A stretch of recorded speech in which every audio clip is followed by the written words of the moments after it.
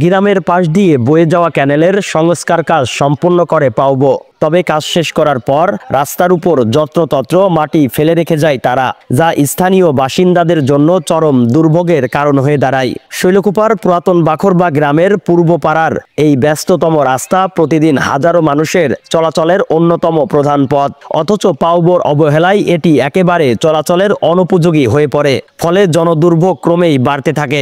এমন পরিস্থিতিতে সমাজসেবক উজ্জ্বল আলী নিজ উদ্যোগে রাস্তার উন্নয়ন কাজ করার সিদ্ধান্ত নেন। ব্যক্তিগত অর্থায়নে তিনি শ্রমিক নিয়োগ করে প্রায় 2 কিলোমিটার রাস্তা মাটি সমান করে চলাচলের উপযোগী করে তোলেন।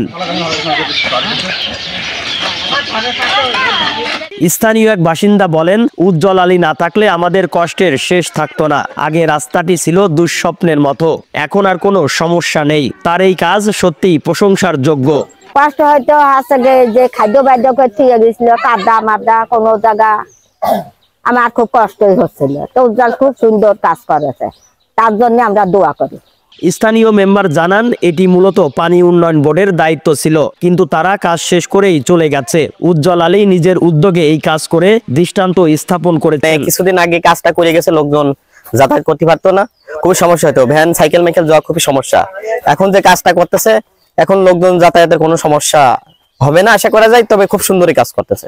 এলাকায় সে গরিব দুঃখী মানুষের শাড়ি টাকা পয়সা দিয়ে আর্থিক অবস্থা যতটুকু পারে পাশে থাকে। তবে এরকম অন্য কারো দেখিনো খুব ভালো।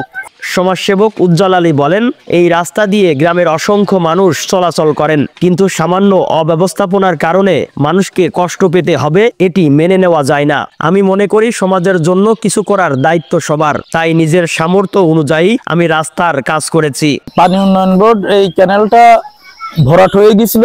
এই ভরাটটার এখান থেকে খাল খনন করে মাটি উত্তোলন করার পরে তারা আর কোনো কাজ না করে চলে গেছে। প্রায় 1 মাস থেকে 1.5 মাস হয়ে যাচ্ছে কাজটা।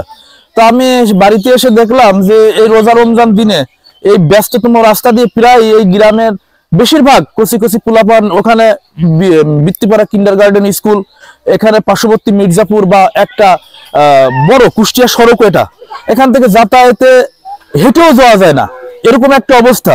এখানে মাটি তুলে দিয়ে গেছে, মাটি তুলে দেওয়ার পরে এটা সমান করেনি।